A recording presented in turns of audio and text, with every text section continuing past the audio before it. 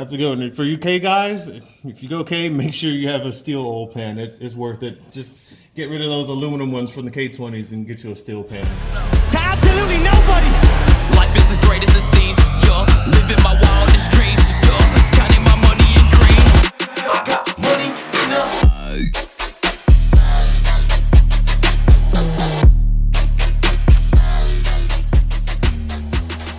What's up, YouTube? Real quick, let me try to break down what actually happened the other night when I was running the car. Because not a lot of people really understand what's going on, and apparently like 90% of the people don't even realize that I have an electric water pump kit. I do not have an AC power steering delete kit. This is totally different. The issue that I have was not due to a bolt breaking, it was because of a bolt backing out. Totally different situation than the AC power steering delete kits that everybody's talked about and it's been documented for years on the forums and all that. But whatever, let me show you what's up. All right, so check it out. I have the race kit for the electric water pump, so I don't have an AC power steering delete kit. And what actually happened in my situation is this. I didn't have everything loctited in. This bolt that goes into here that holds one of the two lower bolts for the alternator, this bolt here wasn't fully tightened down, and like I said, it didn't have any Loctite on it or anything like that. So just over the last 9 months, you know, all the engine vibration and the hard suspension and all that stuff, it eventually worked its way out. It started to back out. This bolt drops, you know, so it just backed out, fell out. Once that was out, when you're installing this kit, you can tell that, you know, even with just the upper bolt in and one of the lower ones, there's still movement with the alternator. So once that bolt fell out of that side, then the alternator was able to move, you know, just from these two bolts holding it. On top of that, you got the pulley over here and me going at wide open throttle. So you can imagine all the force that was on the alternator at that time. So doing that, it kind of pulled on it really hard. And, you know, the alternator is quite heavy, especially to have just one little thin bolt up here and one bolt at the bottom trying to hold it in place. They ultimately snapped because of that extra force and weight on them. And then that's what made the alternator fall. You know, the belt snapped, obviously, you know, or either snapped or came off with the alternator. The alternator fell because of all that stress on those two bolts there. That one simply just backed out. So really, in hindsight, if I just would have had Loctite on the bolts, then they would have stayed in and it would have been perfectly fine. Because like I said, it's been there for 9 months. So it's kind of one of those things, like I never stopped and went back and looked at it again. You know, it was on, it was running fine. There's no squeaking, no problems, nothing like that. So I didn't really think to go back in and check it, but I should have. If I'm gonna build a car like a race car and treat it like a race car, then I gotta fully treat it like a race car. So the other thing, when the alternator fell, obviously these two are connected to it, you know, so it just ripped off that end, eventually broke the backside of the plug, ripped the wires out of there for the alternator plug. So that got messed up. And it also dropped and, you know, worked its way underneath the car. Let's see if I can show you what I'm talking about. So, as alternator fell down and went underneath the car, because I was still driving, I needed to get myself home. As you can see, it obviously smashed the oil pan pretty good.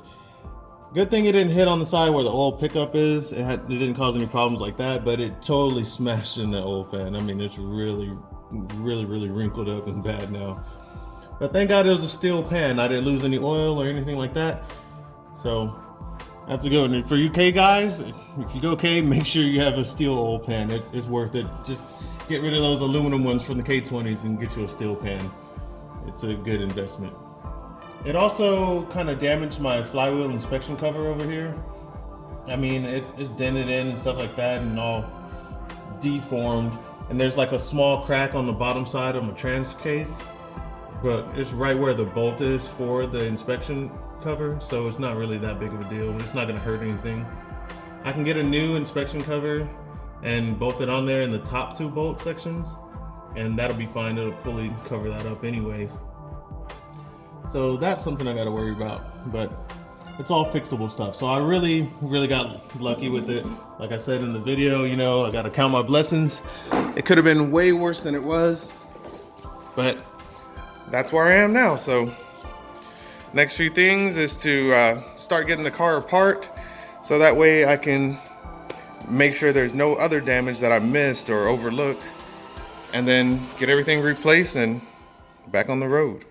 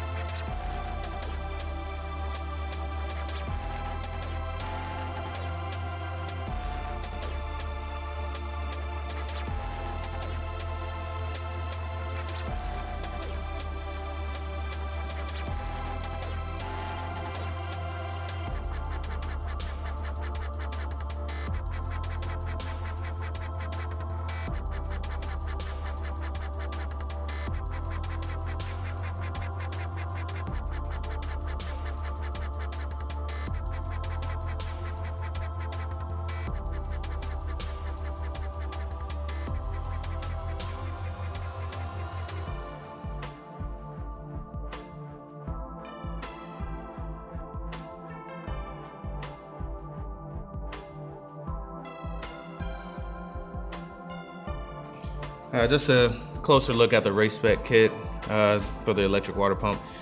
Really what I'm gonna need is to replace this long bracket here.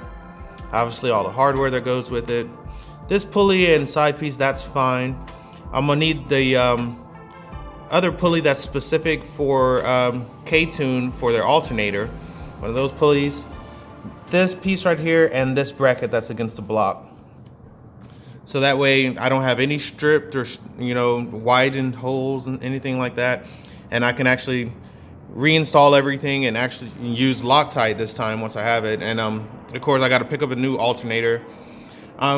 Knowing me, I'll probably get a brand new one. That's just how I like to do things. I'd rather have it fresh and new, so that way I don't really have to worry about it so much. I obviously need to worry more about my installation process more than anything. So that's what I'm gonna do with that. And as for the wiring harness, I think I got something bigger in store than to just fix those wires down at the bottom that were all ripped to shreds and stuff like that. I might still repair this harness and possibly put it up for sale. It's a good working harness. I just need to replace those couple of ends. And yeah, I might put it up for sale. It's a Wireworks Stage 1 harness. It's over the valve cover style. That means it exits out of the back right here, the coil pack, then goes into the OEM location in the firewall to connect to the ECU. So it keeps it pretty sleek, you know. I did it with no labels on purpose just because I don't really like it to stand out too much. It kind of made it blend in a bit more just being with no labels like that. So anyway, I'll keep you guys updated on that. If anybody's gonna need a tucked engine harness, and you can probably get it from me for the low. And everybody that knows that buys something from me, I always give them a good price. I'm a fair dude. I don't like to try to charge out of the roof or anything. But yeah, I think I'm gonna upgrade from this. Try something a little different, something a little new.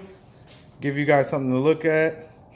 And I'm gonna change this power wire too that I have running from my starter to the battery. I'm gonna try a different setup and do like a daisy chain off of the starter to the alternator once I get that. But yeah, there's my damage. Time to deal with all that. I mean, you can see how that bolt's not even going the right direction anymore. It's like it's leaning way down now. Kind of hard to get a good angle for you guys from here, but it's definitely not going straight in anymore. So you can tell the weight of the alternator was just pulling down on it after it didn't have any lower support. So that makes sense for it to ultimately fall from there. And I'm gonna pick up a new steel K24 oil pan from K-Tune with the magnetic drain plug. Really, it's not like a K-Tune specific oil pan or anything like that. It's just a steel OEM replacement oil pan. I mean, you can get it from K-Tune for less than you can from the dealership, so why buy one from there if you can get it from K-Tune for cheaper? And I just didn't want to go hunting in a junkyard or anything like that. As you can tell, I don't exactly use junkyard parts. Time to get to ordering and wait for that brown truck to come bring parts by. Until then, I'll see you guys in the next one. I sound all depressed.